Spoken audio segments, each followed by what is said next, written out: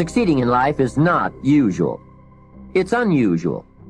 You need to develop some unusual habits to earn the outstanding rewards.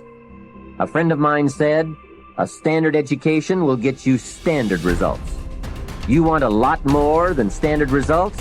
You need to become a lot more than a standard person. You have to act and decide simultaneously. So what does that do? You see, that puts up a very curious problem, which in its own turn becomes a bind. This is true likewise of any sort of shooting, pistol shooting as well. That if you aim, if you decide and then fire, you're apt to do things like pulling the trigger instead of squeezing. All kinds of wrong things are done. And you're always a moment too late if you decide first. To try and act quickly enough so that you overtake the preliminary decision.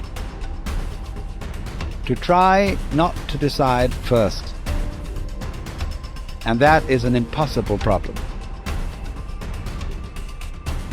We intend to when the idea strikes us. We intend to when the emotion is high.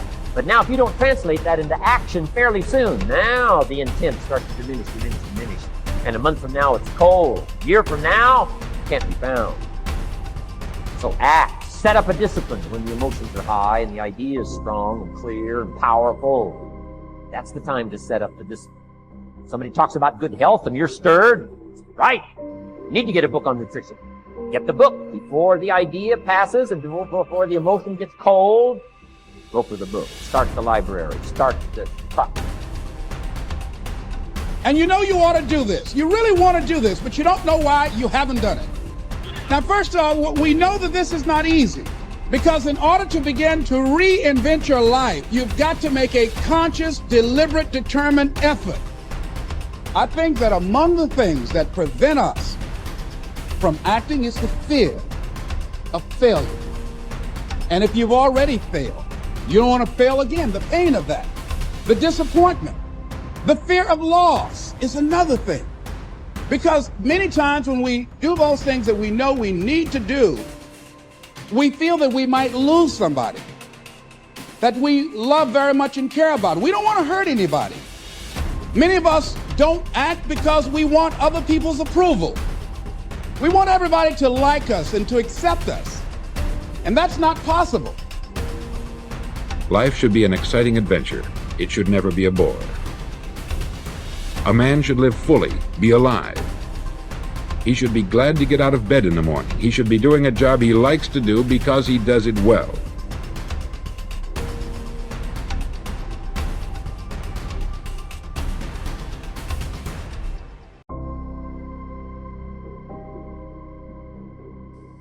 The fifth law of happiness is the law of expression, which states that whatever is expressed is impressed, and whatever is impressed is expressed.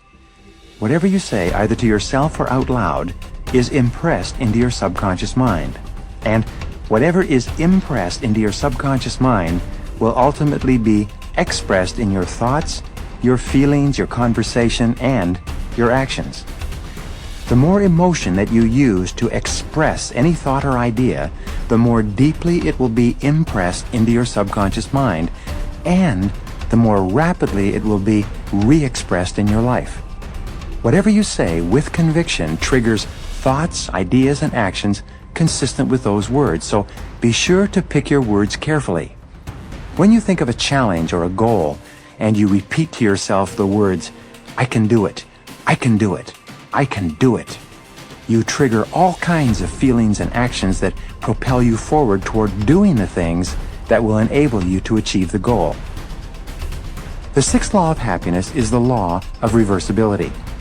It states that just as your feelings determine your actions also determine your feelings. This is a remarkable and powerful law that says that even if you don't feel a particular way, such as self-confident or happy, if you act as if or pretend that you have the feelings already, the actions themselves will have a backflow effect and generate the emotions consistent with them. When you act in a certain way, the actions themselves trigger thoughts images, feelings, and attitudes that are consistent with those actions. You can, in effect, control much of the content of your mental and emotional life simply by moving your body in such a way that it's consistent with the way in which you wish to think and feel. The seventh law of happiness is the law of visualization, which states that ideas and images tend to awaken emotions and feelings that correspond to them. When you create clear mental pictures of yourself as happy, positive, and optimistic, these mental pictures will trigger feelings and actions that actually lead to your being happy, positive, and optimistic. One of the most helpful exercises that you can engage in is to think of a time in your life when you've been extremely happy and to replay that experience on the screen of your mind as though you were running a movie projector. Put yourself right into the picture and re-experience or get the feelings that go with it. You can actually make yourself happy by dwelling upon previous experiences when you've been happy.